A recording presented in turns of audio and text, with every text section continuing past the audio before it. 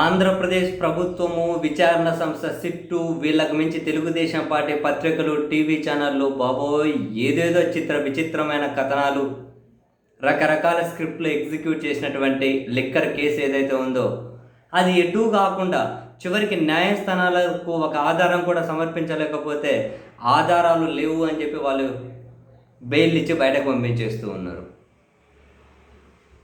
So ఈ క్రమంలో మిగిలిన వాళ్ళకు కూడా బెయిల్ వచ్చే అవకాశం ఉంది అని సిట్ హైకోర్టులో వీళ్ళ బెయిల్ రద్దు చేయమని చెప్పి ఒకవైపు ఛాలెంజ్ చేసింది. దాని మీద విచారణ జరగాల్సి ఉంది.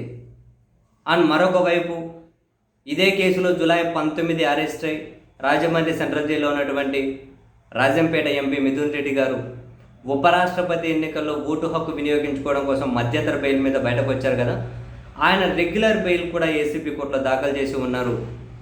ఆ రెగ్యులర్ బెయిల్ పిటిషన్ మీద ఈరోజు విచారణ జరిగింది. విచారణ జరిగితే అటువైపు వాళ్ళు టైం అడిగారు విచారణ సంస్థ వైపు నుండి. సో తదుపరి విచారణ నెక్స్ట్ ఈ నెల 12వ తేదీకి వాయిదా వేశారు. ఇంట్రెస్టింగ్ ఏంటి అంటే మిథున్ రెడ్డి గారిని అరెస్ట్ చేసిన తర్వాత కనీసం తనను కస్టడీలోకి తీసుకుని విచారణ కూడా చేయలేదు. ఇదేంటో చిక్కని రహస్యం, చిక్కని ప్రశ్న. ఎందుకు కనీసం ఎవరినైనా అరెస్ట్ చేయగానే ఇమ్మీడియట్గా కస్టడీ పిటిషన్ ఎత్తారు. 50 రోజులైనా ఆయన కస్టడీలో కానీ తీసుకుని విచారించాలి. ఆల్రెడీ జైల్లో ఉన్న వాళ్ళకేమో, కస్టడీలో ఉన్న వాళ్ళకేమో, జ్యుడిషియల్ రిమాండ్లో ఉన్న వాళ్ళకి ఆధారాలు లేవని కోర్టు రిలీజ్ చేస్తుంది.